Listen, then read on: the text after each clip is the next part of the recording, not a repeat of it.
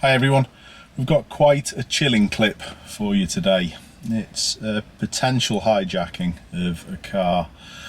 I'd like to say a massive thanks to my viewer for sending this one in, and he did have reasoning behind sending me the clip.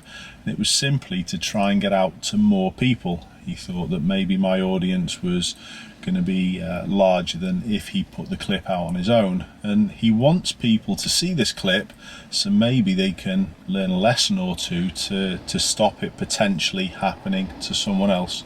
So full credit to Wayne. Let's have a look at the clip. So we can see by the date of the clip it happened on the 14th of August this year, and the time, if that's accurate, is just after 6 p.m. In the car we've got my viewer Wayne, his partner and the children, so there must be obviously more than one, and I'm suspecting that they're in the back seat. And this car behind, the orange BMW, is the one that we're watching. It's impossible to tell with the footage, but there are 5 male youths in this vehicle that's following us. That on its own doesn't mean you're going to get hijacked, but if you think of the people who are going to do it, this is a fair starting point. The next thing that may have been a confusing point is the actual bright colour of the car. I would have thought if you were going to be hijacking someone, your escape car would want to blend in, but obviously not these guys. The BMW itself that these attackers are driving was stolen earlier on this day.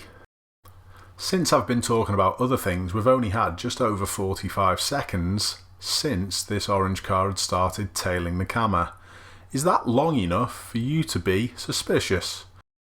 Well, it was at this point, after going straight on at this roundabout, that my viewer started to get quite concerned. He actually thought that it might have been a road rage incident with the distance that they were following. Have you also been watching the route that my camera took? What's your thoughts on the turns that he made? Was there anything that would stand out that would make you think that this car is following us? Perhaps the route was a little bit normal. My viewer did also admit that he made a couple of mistakes. He wished he'd phoned the police at this point, and he also said he should have kept on driving.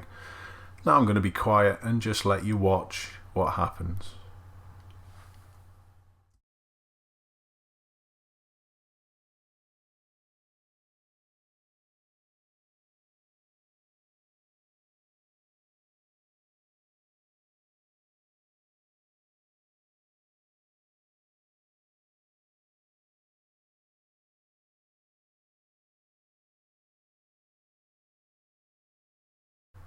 And that's it. They've actually just changed their mind. One of the attackers said to the others that there were kids in the car. And now they're going.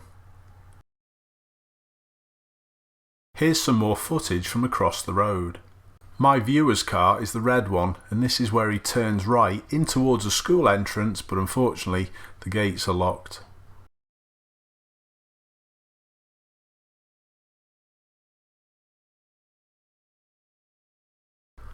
I count 4 people get out, but I was told that there was 5 of them in the car. And as you can see, they don't even try to gain entry. How lucky was that?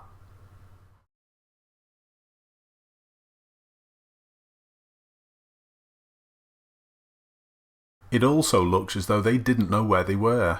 Look at the top left corner of the screen. They actually turn round.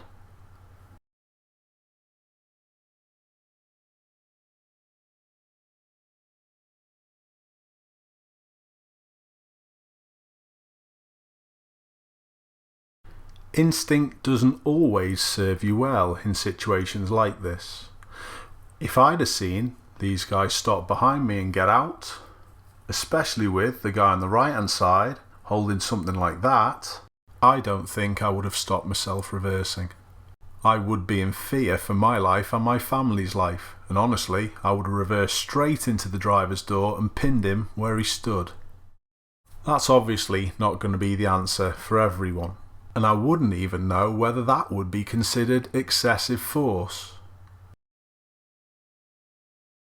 If you did it now as they were going, I'm sure it would be. but as they were exiting the car first time, I really don't know.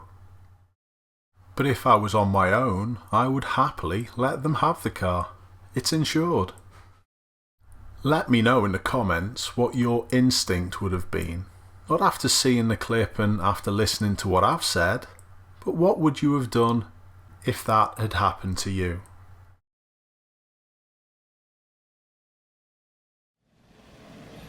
So as you can see, the hijacking, it was abandoned. Now, I'm not going to give any credit to the hijackers, but at least they had high enough morals to realise that there were kids in the car, and that's the reason behind them abandoning the actual hijacking. They saw the kids in the car and took off. That's about the only thing that I'm going to say positive about those people.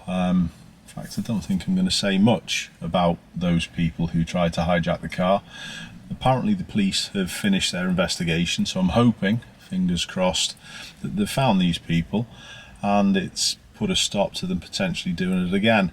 They did try and take, I think Wayne said it was the third car that they'd tried to take during that day, so they were obviously on a mission to go off and try and take a vehicle.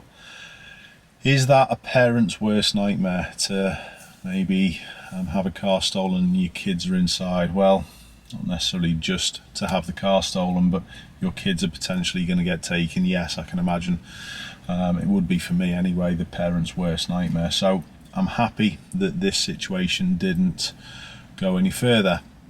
Were there any things that Wayne could have done differently? Yes, but we're not going to look at that today. I'm going to leave that for another video that will be coming up really soon, where we're going to look at things that maybe you could do to avoid an incident like this, or in fact how to get yourself out of it if it happens. Thanks for watching, everyone.